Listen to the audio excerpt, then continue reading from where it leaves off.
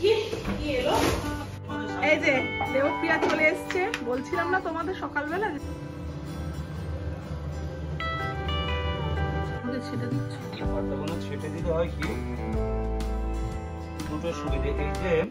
Hello বন্ধুরা, কেমন আছো তোমরা? অনেকদিন বাদে আবার একটা নতুন ব্লগ নিয়ে চলে এসেছি। Welcome back to our channel doctor গিন্নি রোজ নাম চাই। তোমাদের সবাইকে স্বাগত। আজকে থার্সডে, তো আজকে আমার এক বান্ধবী, ঠিক বান্ধবী নেও, আমার থেকে অনেকটা জুনিয়র, অনেকটাই জুনিয়র, তো ও আসবে আজকে, তো থাকবে আমার কাছে। আসলে ওর মা মণিকমল হসপিটালে ভর্তি, ওর মায়ের গলব্লাডার অপারেশন হবে, তো এখন মানে অ্যাকিউট পেইন চলছে, তো সেই জন্য ওকে ভর্তি করা হয়েছে ওর মাকে, তো সেই জন্য ও এখানে থাকবে আমার কাছে কদিন। তো ও আসবে, তাই রান্না বান্না শুরু করে দিয়েছি। আর দেখো এই গাছটা আমি নিয়ে এসেছিলাম গড়িয়াহাট মার্কেট থেকে, তোমাদের একদিন গড়িয়াহাট মার্কেটে নিয়ে যাবো। ওখানে খুব সুন্দর সুন্দর জানো তো ইনডোর প্ল্যান্টস পাওয়া যায়, মানে সস্তায়, খুব সস্তায় ইনডোর প্ল্যান্টস, এবং ওরা টব শুদ্ধ বানিয়ে, মানে এমনি টবে থাকে, তখন আমি যদি বলি যে টবে আমাকে করে দাও, তখন এরকম সুন্দর সুন্দর টবে ওরা কিন্তু বসিয়ে দেন। তো এই ইনডোর প্ল্যান্টটা আর এই ইনডোর প্ল্যান্টটা খুব ভালো, ওই জন্য এখানে রেখেছি। ইনডোর প্ল্যানের মানে ঠিকঠাক দেখাশোনার মানে চর্চা করি আমি, আর হচ্ছে আউটডোর প্ল্যান্টের দায়িত্ব হচ্ছে রাতুলের। তো আউটডোর প্ল্যান্টটা রাতুলি দেখাশুনো করে। ওর অনেক গাছ, মানে ছাদে একদম ভর্তি গাছ। তো অনেকদিন বাদে ব্লগে আসার কারণ হচ্ছে আমি একটা কাজে ব্যস্ত ছিলাম, আসলে হোম ট্যুর দেবো তোমাদের এই বাড়ির, তো সেই জন্য আর কি ওটা করতে একটু সময় লাগে, শ্যুট করতে টাইম লাগে, তাই একটু সময় লেগে গেছে। নেক্সট ব্লগে আশা করি তোমাদের হোম ট্যুরটা দিয়ে দিতে পারবো। এখনো টবে বসাইনি, এর মধ্যে রেখেছি এখনো। আর এইটা না ফ্ল্যাটে আমার একটা ছিল, ফ্ল্যাটেরটা মরে গেছে, তাই জন্য এটা একটা নিয়ে এসেছি, এটা ফ্ল্যাটেই নিয়ে চলে যাব, তাই জন্য এখানে করিনি কোনো, মানে কোনো টবে বসাইনি, ওখানে আমার টব আছে। আর এইটা একটা গাছ, এই বেশ ভালো লাগছে, দেখো টবটাও বেশ সুন্দর। এই গাছগুলো খুব কমন গাছ, কিন্তু আমার খুব ভালো লাগে। আর বৃষ্টি শুরু হয়েছে, এটা বেশ ভালো, ঘেমে জল হয়ে যাচ্ছি, না হলে কোনো বৃষ্টিই নেই বাবা। আর শ্রীরামপুরকে তো আমি বলি বৃষ্টির ছায়া অঞ্চল, সব জায়গায় বৃষ্টি হচ্ছে, শ্রীরামপুরে শুধু বৃষ্টি নেই, গরমে মরে যাচ্ছি বাবা। যাক, অনেকদিন বাদে বৃষ্টিও নেমেছে। আর আজকে আমি বানাচ্ছি ইয়াকনি পোলাও। ইয়াকনি পোলাওটা অবশ্য রাতের দিকে আমাদের ডিনারে রাখা হয়েছে, তো ওটা রাতের দিকেই খাওয়া হবে, আমি বানিয়ে রেখে দিচ্ছি। আর দুপুরবেলার জন্যে ভাত আর হাঁসের ডিমের একটা মানে কষা কষা করব, মাছের ঝোল, আর হচ্ছে তোমার লাউ মাছের মাথা দিয়ে, তো এটা দুপুরবেলা করব। তো চলো রান্নাটা শুরু করা যাক। প্রথমেই ইয়াকনি পোলাও বানাতে চলে এসেছি। ইয়াকনি পোলাওয়ের জন্য আমি এখানে 1 কেজি 700 মাটন নিয়েছি, এতে 3টে মিডিয়াম সাইজের পেঁয়াজ কুচি করে নিয়েছি, গোটা শুকনো লঙ্কা 4-6টা, আর কাঁচা লঙ্কা 4-6টা, নুন স্বাদ অনুসারে, ছোট চামচে 3 চামচ লাল লঙ্কা গুঁড়ো, আর 6 চামচ সাদা তেল দিয়ে ম্যারিনেট করে নেব। এই সাদা তেলটা বিরিস্তা ভাজার সাদা তেল হলে ভালো হয়। এবার হাত দিয়ে ভালো করে মাটনটা ম্যারিনেট করে নেব। অন্যদিকে চাল ভরা ভরা 3 কাপ নিয়ে নিলাম, চাল ধুয়ে রেখে দেব। অন্যদিকে একটা বাটিতে 2 কাপ দই নিলাম, এখানে আমি গ্রিক ইয়োগার্ট ব্যবহার করেছি। এই দইটা তোমরা স্পেন্সার্সে পেয়ে যাবে। এবার এতে ধনে গুঁড়ো দিয়ে আবার লাল লঙ্কা গুঁড়ো দেবো। এই লাল লঙ্কা গুঁড়ো কিন্তু কাশ্মীরি লঙ্কা গুঁড়ো নয়, দেগি মির্চ, মানে লাল লঙ্কার থেকে গুঁড়ো। এবার খুব অল্প হলুদ দিয়ে একে একে আদা বাটা, রসুন বাটা, বিরিস্তা দিয়ে ভালো করে মিক্স করে নেব। এবার কিন্তু আমি ইয়াকনি পোলাওতে বিরিয়ানি মশলা দেবো। ইয়াকনি পোলাওতে সাধারণত বিরিয়ানি মশলা দেওয়া হয় না, কিন্তু আমি দিই, তোমরা চাইলে স্কিপ করতে পারো। এই বিরিয়ানি মশলা আমি বাড়িতে বানিয়ে এয়ারটাইট কৌটোতে ফ্রিজে রেখে দিই। তোমরা দোকানেও বিরিয়ানি মশলা পেয়ে যাবে, এভারেস্ট, শান, এদের বিরিয়ানি মশলা তোমরা ব্যবহার করতে পারো। এছাড়া শানের বিরিয়ানি মশলা তোমরা অ্যামাজনেও পেয়ে যাবে। এই মিক্সচারটা আমি তৈরি করে রেখে দিলাম। তোমাদের বললাম না সকালে হাঁসের ডিম হবে, তাই ডিম সেদ্ধ করতে এগ বয়লারে বসিয়ে দিলাম। এবার গ্যাস জেলে এতে ঘি দিয়ে দেব। আমি পুরো রান্নাটা ঘিয়ে করব, তোমরা চাইলে সাদা তেল আর ঘি দুটো মিশিয়ে করতে পারো। ঘি গরম করে এতে বড় এলাচ, দারচিনি আর গোটা গোলমরিচ দিয়ে দিলাম। একটু তেতে উঠলে এতে ম্যারিনেটেড মাটনটা দিয়ে দিলাম, একটু নেড়ে ঢাকা দিয়ে দেবো। এই পুরো রান্নাটা আমি প্রেসার কুকারে করব। এবার খানিকক্ষণ বাদে দইয়ের যে মিশ্রণটা বানিয়েছি সেটাও দিয়ে দেবো, ভালো করে নেড়ে ঢাকা দিয়ে দেবো। চলো যতক্ষণ রান্নাটা হচ্ছে তোমাদের সাথে একটু গল্প করে নিই। তোমাদের ইয়াকনি পোলাও সম্পর্কে একটু তথ্য জানাই। যতদূর জানি এই রেসিপিটা ভারতে পরিচিত হয়েছে মুঘলদের হাত ধরে। এই রেসিপিটিকে অনেকে কাশ্মীরি পোলাও বলে থাকে। এটি একটি মাটন পোলাও, অনেকটা বিরিয়ানির মতো। এতে বিরিয়ানি মশলা, কেওড়ার জল, রোজ ওয়াটার, মিঠা আতর কিছুই দেওয়া হয় না। এই রেসিপিটি মাটন রান্নার স্টক দিয়ে প্রিপেয়ার করা হয়। হ্যাঁ, মাটনের যে স্টকটা, যেটাকে আমরা ইয়াকনি বলি, সেই স্টকটা দিয়ে এই ভাতটা তৈরি করা হয়। যদিও আমি এখানে বলে রাখি, আমি কিন্তু বিরিয়ানি মশলা, কেওড়ার জল, মিঠা আতর, রোজ ওয়াটার সব ব্যবহার করেছি। তোমরা চাইলে স্কিপ করতে পারো। এদিকে মাটনটা থেকে জল আর তেল আলাদা হয়ে গেছে। এবার আমি এতে খানিকটা জল দিয়ে প্রেসারে সিটি দেবো। মাটনটা কিন্তু প্রেসারে 70 থেকে 80% কুক করব, কারণ পরে আবার রাইসের সাথে মাটন কুক হবে। সেই বুঝে তোমরা প্রেসারে সিটি দিও। এবার সিটিটা খুলে মাটনটা ছাঁকনিতে ছেঁকে নেব। এটাই সব থেকে ইম্পর্টেন্ট এই পুরো রান্নাটার। ইয়াকনিটাকে মাটন থেকে আলাদা করে নেব। এই ইয়াকনি দিয়েই হবে পোলাওয়ের রাইস রান্না। এবার ইয়াকনি আর মাটন রেখে বাকি পেঁয়াজের থকথকে অংশটা ফেলে দেব।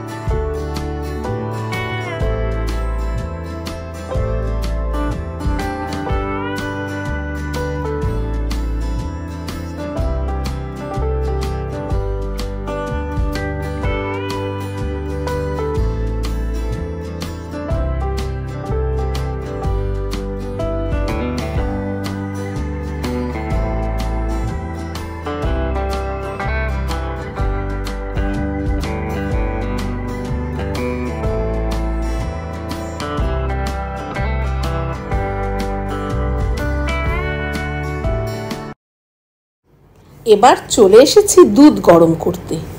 দুধটা অল্প গরম করে এতে মিঠা আতর দিয়ে দিলাম। একে একে কেওড়ার জল, রোজ ওয়াটার, জাফরান দিয়ে দেবো। এই জাফরানটা আমি কাশ্মীর থেকে এনেছিলাম। এবার এই দুধে বিরিয়ানি মশলাটা আবার দিয়ে দেবো। এবার গ্যাসে প্রেসার কুকার বসিয়ে গ্যাসের ফ্লেম লো করে ঘি দিয়ে দিলাম। মাটনগুলো সাজিয়ে দেবো একেবারে নিচে। এবার যে ইয়াকনিটা রেখেছিলাম সেটা দিয়ে দেবো। 3 কাপ চালে ডাবল জল মানে 6 কাপ জল দিতে হবে। ইয়াকনি দেবার পর বাদবাকিটা জল দেবো। দুধটাও পড়বে, সেই অনুযায়ী জলটা একটু মাপ করে দিতে হবে। অর্থাৎ আমি এখানে 5.5 কাপ জল আর ইয়াকনি দুটো মিলিয়ে দিলাম। এবার ধুয়ে রাখা বাসমতি চালটা দিয়ে দেব। আর এখানে একটা কথা বলে রাখি, আমি এতে আলু দিয়েছি। আলু না দিলে চলে বলো, আলুটা আগেই ভেজে তুলে রেখেছি। কিন্তু ইয়াকনি পোলাওতে আলু দিতে কাউকে এখনো দেখিনি, কিন্তু এটা আমি আমার মতো করে কাস্টমাইজ করে নিয়েছি। এবার দুধের মিশ্রণটা দিয়ে দিলাম, ওপরে বেরেস্তা দিয়ে দিলাম, শেষে আলুটা দিয়ে অল্প ঘি ছড়িয়ে নেব। নুনটা কিন্তু এই সময় চেক করে নিতে হবে। এবার প্রেসারের ঢাকা বন্ধ করে সিটি দিয়ে দেব। ব্যাস, তাহলেই কেল্লা ফতে। তোমরা রেসিপিটা কিন্তু অবশ্যই ট্রাই করে দেখো, সত্যি বলছি দারুণ লাগবে, বিশ্বাস করো। আর কেমন লাগলো রেসিপিটা আমাকে কিন্তু তোমরা কমেন্ট করে জানিও।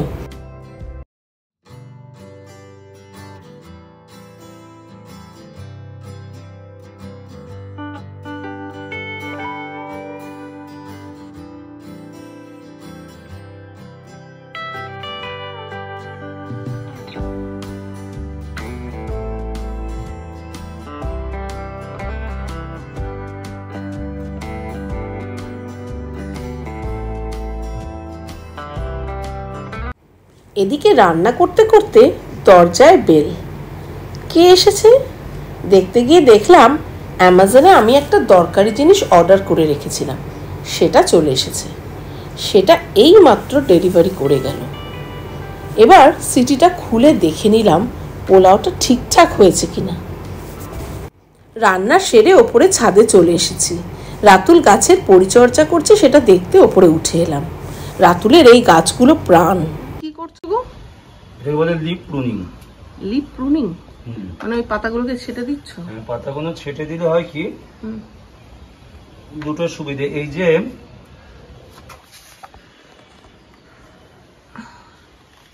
ধরো বলছি, এই যে দেখতে পাবে এই যে দুটো পাতার নডের মধ্যে যে গ্যাপটা, এইটাই গ্রোথ নেয়। এই যে দুটো পাতা যে হয়েছে, ও আচ্ছা, ছোট ছোট এই যে না এই যে পাতাগুলো কেটে দিয়েছি, ও আচ্ছা আচ্ছা, এইখানের যে গ্যাপটা এটাই বাড়ে। যদি পাতা না থাকে এই জায়গা বাড়াটা বন্ধ হয়ে যাবে, তখন গাছটা না একটা ব্যালেন্স শেপ নেয়, আদারওয়াইজ ডালগুলো হুড়ুর করে বাড়তে থাকে। 2 নম্বর সুবিধা হচ্ছে এই পাতার ফাঁকে ফাঁকে পোকামাকড় জমে বেশি।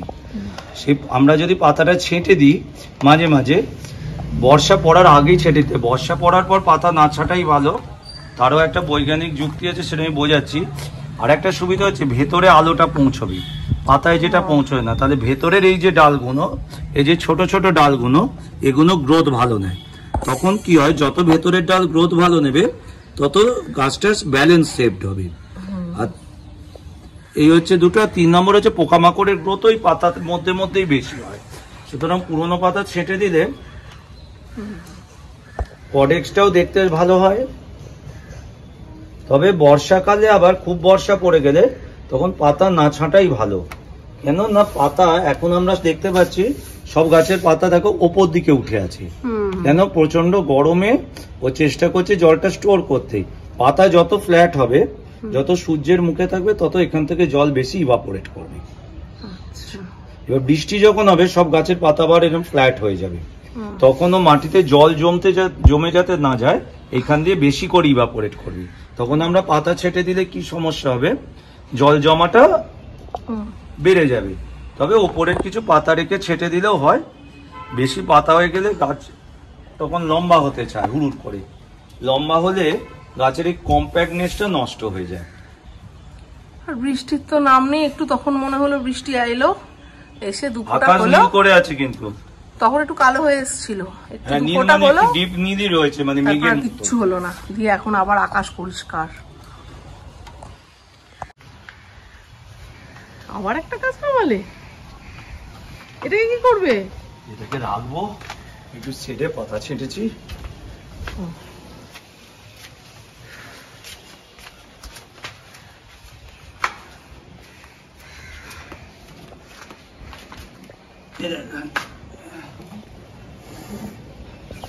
এই যে দেবপ্রিয়া চলে এসছে, বলছিলাম না তোমাদের সকালবেলা যে দেবপ্রিয়া আসবে। তোর মাই অসুস্থ, মণিকমলে ভর্তি, ব্লাড দেওয়া শুরু হয়েছে, ও দেখে এলো। আমরা আবার রাত্রের দিকে যাব দেখতে। তো যা চানটা করে নে, আমার তো হয়ে গেছে স্নান, দিয়ে তারপরে খাওয়া দাওয়া করবি। আমিও স্নান করে পুজো সেরে নিলাম। আজকে বৃহস্পতিবার, তাই পুজোটা আগে সেরে নিলাম। কি এলো? অর্ডার দিয়েছিলাম মই। কাউকে গাছে তুলে কেড়ে নেবে বলে।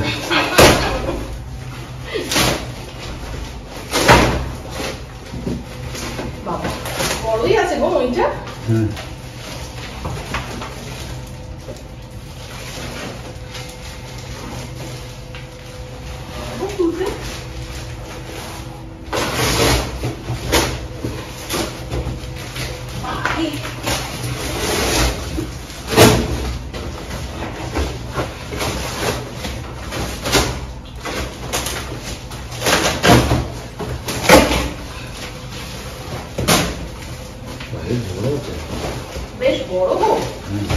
বাটিটা।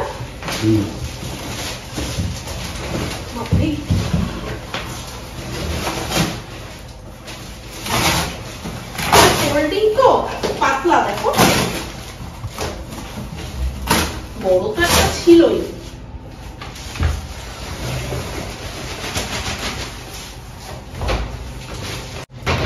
ভালোই হয়েছে বলো?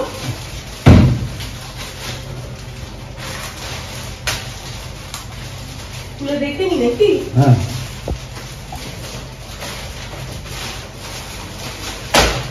বুঝলি দেবপ্রিয়া, তোর ম্যাডাম এই মই কিনলো কেন বলতো? কেন গো?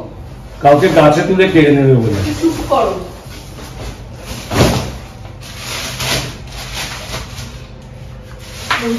হয়েছে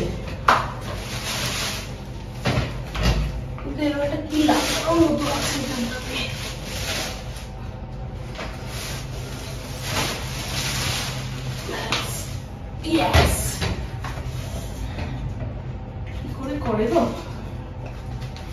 এই ও বাহ ভালো দেখি ছড়ে লক করতে হয় কিছু লক হয়ে গেল দিব্য ভালো ফ্যান উল্টে না পড়ে গেলে খুব মজা হবে এই কিন্তু ফ্যান অব্দি ভালো পৌঁছচ্ছে হ্যাঁ পরিষ্কার করে দেবে দেবপ্রিয়ার জন্য আজকে মাছের ঝোল খাবারের টেস্ট জানাচ্ছি আর এখানে হচ্ছে লাউ কি বলছিস খাবারের টেস্ট আমি খেয়ে জানাচ্ছি তারপরে রিভিউ দেব না ফ্যাটের জন্য না সুগারের জন্য ভালো ও সবগুলোতে একই কি রে কি হয়েছে এটা খুব সুন্দর খেতে হয়েছে ভালো হয়েছে লাউ খুব সুন্দর লাগছে খেতে খেয়ে উঠে একটু রেস্ট নিয়েছিলাম তারপর সন্ধ্যেবেলা মণিকমল হসপিটালে চলে এসেছি দেবপ্রিয়াকে নিয়ে ওর মাকে দেখে কটা জিনিস কিনে একেবারে বাড়ি ফিরবো হসপিটালের ভেতরে ভিডিওগ্রাফিটা করলাম না হাতে লাঠি লাঠি গাছ সব নিয়ে কোল্ড ড্রিঙ্কসটা দেখাও আরেকজন গাছ কোল্ড ড্রিঙ্কস পাউরুটিটা দেখাতে পারছি না আর সকালে ফিরছি বাড়ি ঢুকে গেলাম হাঁপিয়ে গেছি চলো এনজয় করছি এখন এটা হচ্ছে চিকেন উইংস গুডউইলে করে এখানেই আমাদের লোকাল একটা দোকান খুব সুন্দর করে তো নিয়ে এসেছি এটা খেতে খেতে আজকের মতো ব্লগটা এখানেই শেষ করছি দারুণ খেতে তোমরা ট্রাই করতে পারো শ্রীরামপুরে যারা থাকো তারা খেতেই পারো এটা তো যাই হোক ব্লগটা আজকের মতো শেষ করছি শেয়ার করো সাবস্ক্রাইব করো ভালো লাগলে একটা লাইক করে দিও কমেন্ট করতে ভুলো না আজকের মতো টাটা বাই বাই ভালো থেকো সুস্থ থেকো